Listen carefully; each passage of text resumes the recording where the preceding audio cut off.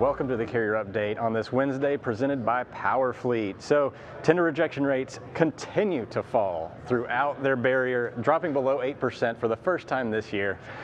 We thought that, we saw this little hang up here in the middle just a few days ago, and then we thought, that's not going to last either. And it did. It continued to fall. Spot rates itself, this green line right here, spot market rates have continued to fall as well. So capacity is returning to the market as we anticipated, and it should continue to do so throughout the month of January.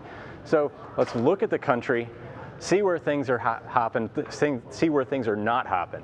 So again, the Midwest continues to be pretty disappointing in terms of overall capacity, or loosening in terms of if you're trying to find freight out there and you're stuck in the middle of the Midwest, you're probably not going to have a lot of opportunities on the spot market today, except for this little stretch of area right here floating through. And we just had some weather hit this little stretch of, not a significant snowstorm, but it did hit this area around DC, West Virginia, etc., dropping a few inches of snow around there. Didn't disrupt things that significantly, but still might be enough to create a little bit of capacity disruption in this area. But all the way back here in the Louisville market, these darker blues indicate tightening conditions. So this is the weighted rejection index, which takes into account outbound tender market share along with the weekly change in tender rejection rates.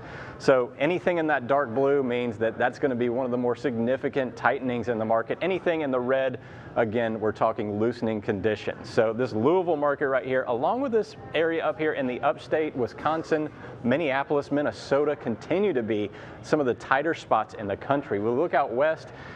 This area of dark blue here in the middle of the country still continues to have trouble, struggling to get some capacity going in that area.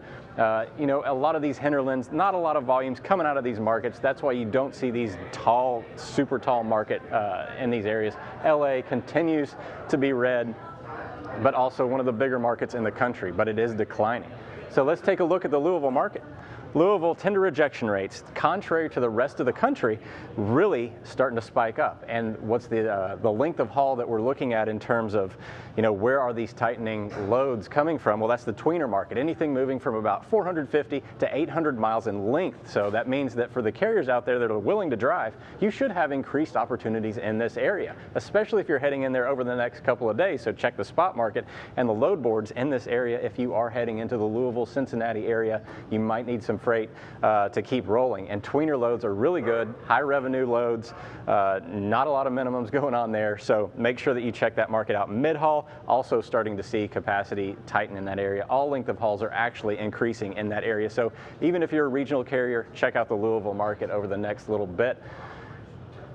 I wanted to talk a little bit about the Los Angeles market. You saw it over there in red, and it is still one of the largest markets in the country, in Ontario and Los Angeles, accounting for roughly 6 to 7% of total load volume in the country.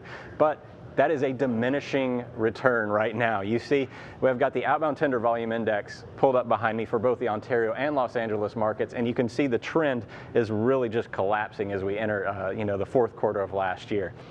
And it's probably going to continue to do so. Now, the reason I mentioned this now is because we have the Chinese New Year that's going to hit here in the next couple of weeks. Surging freight volumes could happen locally around that area. It did create a big impact last year as we saw all that freight being pulled forward. We do not anticipate the same thing this year, but it will be a market to watch here in the next few weeks. And thanks for watching today's Carrier Update. The comprehensive logistics offerings from PowerFleet cover in-cab ELD, fleet management, trailer tracking, cargo monitoring, and tracking other assets such as chassis and intermodal containers. Power up your operations with PowerFleet.